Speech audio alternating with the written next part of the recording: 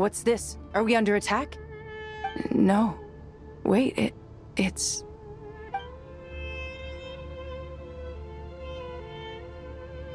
Here you are. Through the sands of time. I see you. Father.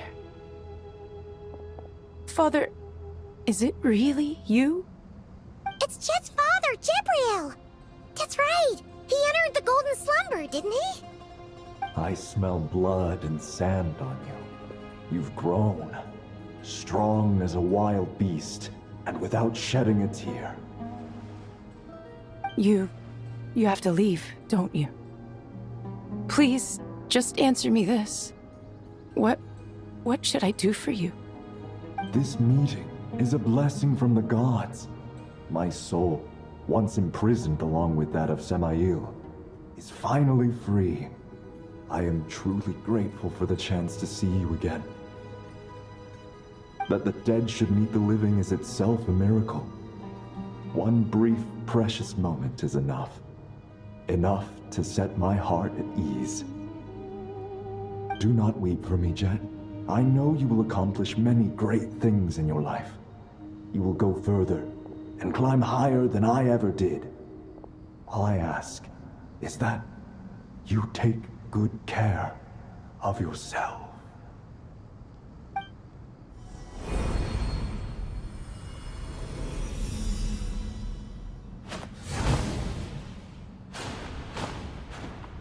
Father! Father! Father. Hey, Jed. Do you want something to eat? Maybe it'll help you feel better. I'm fine. Thanks, Paimon. It was just a little sudden. The chance to see my father again meant the world to me. He was trapped in the Golden Slumber for our sake. And now, after all this time, he can finally rest in peace. I'm glad. It's a huge relief. You've grown strong, Jed. More than enough to fend for yourself. Yeah. I'll leave the past in my memory where it belongs. My family, the good times and the bad. Goodbye, Father.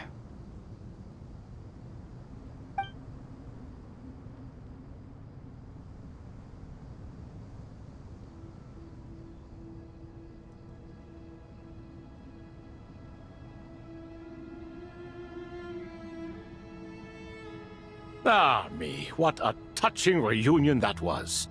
It seems we did a good deed today.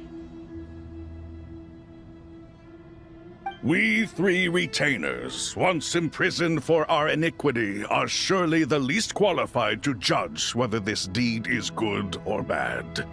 Either way, Aru is open. Now you have your opportunity, and with it, whatever trouble may ensue. Although Aru was created by a god, human craftsmanship was nevertheless required to build the gate that connects it to this world. Perhaps the relationship between gods and humanity follows a similar principle. As for your proposed renovations, we cannot determine which functions to keep or discard. Proceed as you see fit, but please entrust the task to your most accomplished scholars, or Bennu will be most displeased. It matters not. The Ibis King shall be accountable if any problems arise. Ibis, you chose to take on disciples, and so it follows that you must accept the risks of associating with humans. If I'd known you'd be like this, I would have locked all of you away in Aru, never to leave again for all eternity. All of us? What does this have to do with me? Vilify me no further. Scholars, since you have liberated Aru, allow me to present you with a gift. Using Aru's power, we shall install a defense mechanism at our king's mausoleum. You must be guarded even against Irminsul itself. This shall afford you some convenience. Unseen and unheard. From this moment forth, none may by sight or hearing perceive anything said or done within the mausoleum. Amazing. And all this is achieved just with the power of Aru? With technology from the heavens, the possibilities are endless. Just because King Deshret did not use it for this purpose does not mean that it cannot be done. So, marvel away. This is the reward you have earned. All right. Well, that resolves the issue of confidentiality. What about the technical side? Do we have the manpower? Why, yes. I've already contacted them. They'll be here soon.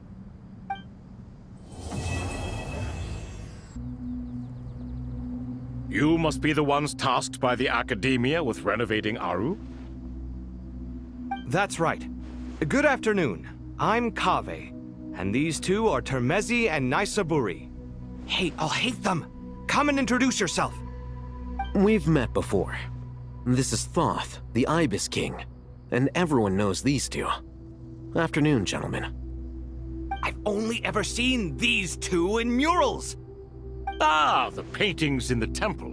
They show us chatting, playing cards, playing chess. Precisely the activities we most enjoy, funnily enough. No, only you enjoy playing chess. We were just humoring you. I wouldn't go that far. Back to the matter at hand. A preliminary assessment by the Academia indicates that this project requires expertise in various disciplines, including the deciphering of ancient texts, mechanical engineering, the restoration of ancient ruins, and elemental theory. The most capable minds in their respective fields are here before you.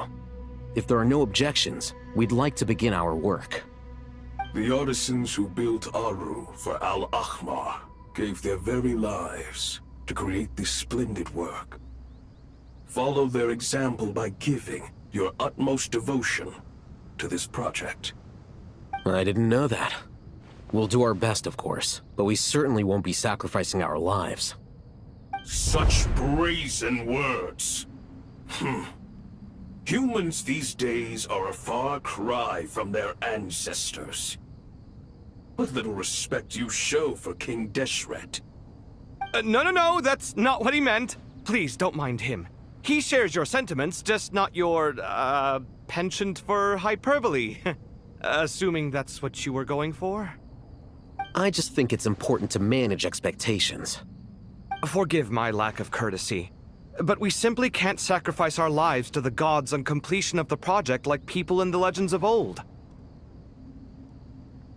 Here's a first draft of the project proposal for your perusal. Please let us know if you have any requests. Normally, I'd have made it look a lot more visually appealing, but we were really pressed for time on this occasion. I hope you'll forgive me if it's a little rough around the edges. Naturally. If my fellow ministers deem this meager display of respect sufficient, I suppose I can consider agreeing to their proposal. Why are you so preoccupied with the ostentatious displays of respect to Al-Ahmar? We should be trying to make things easy for them. You never know. We might have to rely on these young people to look after us in our old age. Exactly. This is Aru's mainframe. Be reminded to use it with great caution. We certainly will. Thank you for your assistance. You may attempt to lay out punishment should you so desire, though I'm afraid it would be futile. You and I both know that certain components of Aru can only be operated by humans. King Deshret always believed in humanity. Still, the reason that Aru's modules are designed that way is not so much because he trusted them, but more because he was wary of you. Is that true? No wonder human artisans helped to build Aru then. He actually required human assistance to create his greatest work. Naturally. Have you noticed that the Goat King keeps giving superficial responses? It's like he's just going through the motions and leaving the real debate to his colleagues. He understands the art of perfunctory speech. That's what earned him his position as the Minister of Ministers. It seems the rumors about King Deshret being a poor judge of character are baseless after all. Excuse me for being blunt, but it sounds suspiciously like you're putting yourself on a pedestal and mocking me. You're mistaken. And while there's nothing strictly wrong with making every conversation about yourself, it's not exactly a positive tendency either. You? Whatever. I knew it'd be like this working with you. All right, let me past. I need to look at this console. It's your job to activate it after all. Let's begin. Everyone, please proceed with the external checks and preparations as per the procedures outlined in the engineering plan.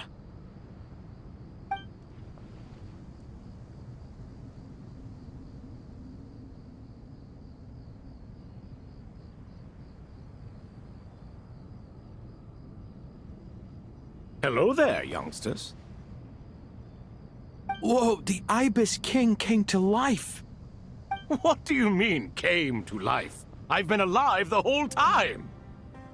You did say we could start our research, right? Are you having second thoughts now? I've reviewed the proposal.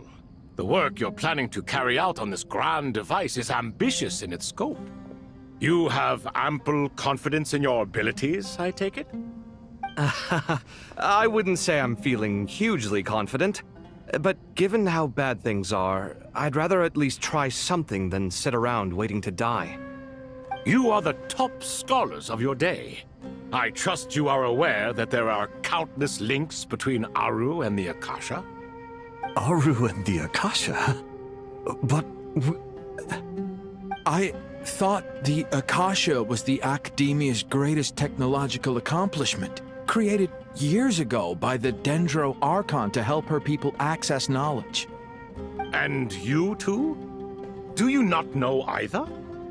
You've read the instruction manual, right? You tell them. An instruction manual? The Akasha has an instruction manual? The Dendro Archon is a kind and thoughtful god indeed. It used to sit on a shelf in the corner at the House of Dana. Not the most popular read. If the manual is to be believed, Aru was in fact the original inspiration for the Akasha system. What? But there are so few records about Aru anywhere. And practically none of the scientific expeditions into the desert had anything to do with it. Ah, but this is something you could not possibly have known. You may have heard many stories about the desert, but what is the most important aspect of history? Consider this a quiz. Anyone from Vahumana present? I'm from Vahumana. It's, well, veracity. Precisely. And a large part of veracity is the chronological order in which events occur. I may as well tell you. In the beginning, Nabu Malikata, the goddess of flowers, descended upon Sumeru. The glory of the heaven was within her. She brought life, oases, and knowledge to this land. Then she created the Jinn, enlightened them, and ordered them to serve her. Two other gods also walked upon this land where wisdom flowed in abundance, and the three met beneath the great green trees. It was the first and greatest alliance. We should speak with reverence of this covenant between the three, which transcended both time and life. For they promised that in Sumeru, wisdom would be shared with all. All the great changes in Sumeru's history began with the goddess of flowers. For King Deshret's sake, she pried into the secrets of Celestia, and for this was burned to ashes by the flames of wrath. So grieved was King Deshret by her passing that he lost all interest in state affairs and devoted himself instead to the knowledge that she had brought back. It was after learning of the technology from that floating island in the sky that he first conceived of Aru. And so, the Akasha was inspired by Aru, while the basis for Aru itself came from Celestia's technology. Well, if the two share a common technological origin, then connecting one system to the other is an entirely feasible idea. Unbelievable. Have you no reverence at all for celestial technology? No, I do, but there's no time for that. The schedule is too tight. Blame it on the deadline. Perhaps you could try coming up with our cutoff dates. You know what it's like having to turn around 5 different drafts in one day? I wouldn't wish it on my worst enemy. Yeah, also, Sir Ibis, King, you don't plan on getting directly involved at all, do you? Yes, well, you strike us more as having come to give a popular science lecture. Or, wait, does this count as more of a first-hand witness statement? Neither. Anyway, this sounds like far too much work for me. Still, if Aru is so powerful, why didn't King Deshret use it for more ambitious ends? Because it was never fully completed. King Deshret had grand plans, but he perished before they could come to fruition. In the beginning, his wish was to create something that could rival the very world itself. The Lord of Flowers sacrificed everything for that ambition. What he desired, she bestowed, and thus was knowledge brought into the world. Her courage and sacrifice had to be honored with the most splendid of monuments, or King Deshret would surely have deemed it a grave injustice. And that monument, built from knowledge and technology, etched with a sacrificial and courageous love, even in its unfinished form, it deserves to be treasured. At that time, King Deshret said the following to the Lord of Dendro. Since we share an eternal covenant, I shall never be your enemy. Hence, the fruit of wisdom from the heavens is not to be devoured. Remember, it is not that I lack the power to become the enemy of wisdom. Yet you and she have taught me much and shown me kindness. For this, I cherish you both. In the end, Aru was only used to store a portion of the souls. It was but a primitive form of the masterwork the king had envisaged. His final hope for Aru was to return to the past, when she yet lived. So the point you're making is, King Deshret was both powerful and ambitious, and he only ceased his imperious ways out of affection for the Goddess of Flowers and the Dendro Archon. You could see this as an act of mercy, but you could also see it as the sentiments that lay between these 3 gods placing constraints on him. This was, after all, the foundation of the alliance between them. This explains why Aru was both a prison and a monument, and why the answer to the 3 questions was time. You have to be careful who you get involved with, or you invite all manner of misfortune. This is as true for gods as it is for humans. Love is the same. It is both a prison and a monument. All right, let us pause the story here for now. Seeing as you've been so diligent, I'll offer a little help. Who's in charge again? Is it you two? Ah, yes, me and him. Now then, close your eyes. Wisdom hides in the space between the tangible and the intangible. It is to convey the incommunicable through the simplest of mediums. By the power of King Deshret, I shall grant you a glimpse into the unseen secrets that lie at the threshold of existence.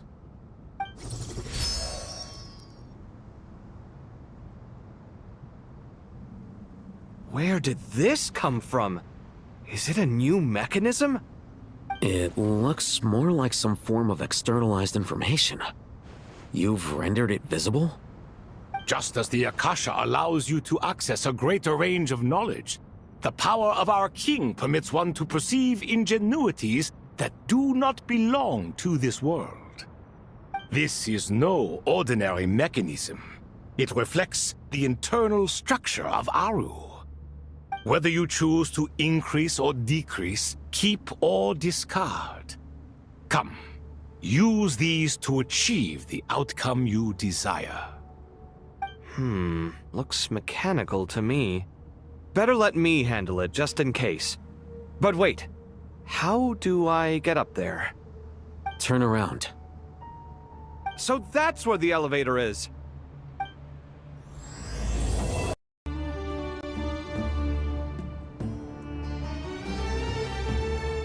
Obelisks were used to record important information in the ancient desert civilization. Hey, Alhaitham, there's some writing here I'll need you to decipher. I've sent it to your screen. Do you see it? Got it. It's a little blurry, but I should manage. Take a look and tell me what it says. Oh, and I'll send any other similar text directly to you from now on. Let's start with this one. It's a variant of an older script. Herein lie verses written for the Yellow Sands. Looks like cultural information from the age of King Deshret. If so, I suggest you delete it. Words thrown together merely for fun. I had no idea Aru kept a record of this. Well, as long as you're certain that this is strictly private information, that's fine. It is unimportant. All right, well, I guess I'll start now.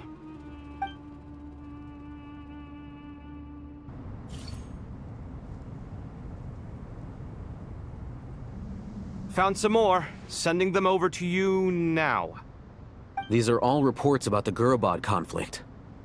Can we delete them? I'd say so. Most of this information has already been archived anyway. What if there are details in there that Vahumana missed? What are we supposed to do if they come after us in the future? They'll just have to live with it.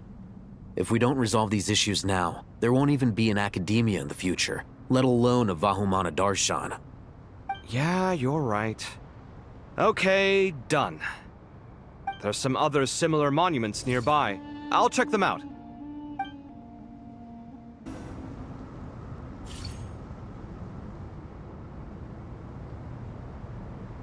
Another monument.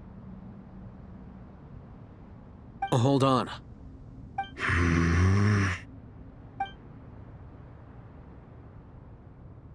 You're still reading it?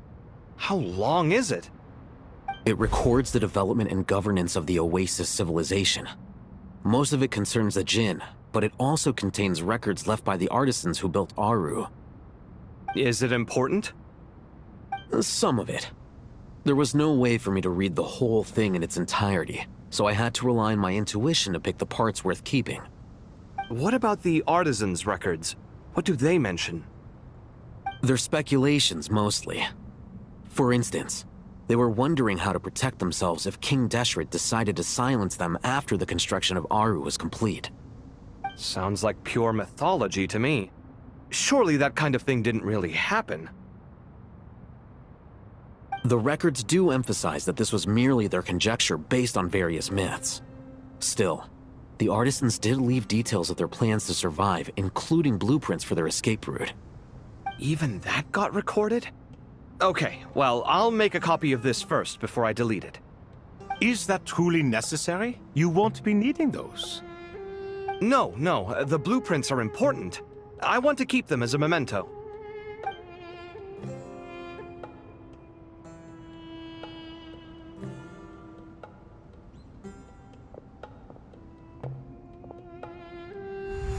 I think that should just about do it.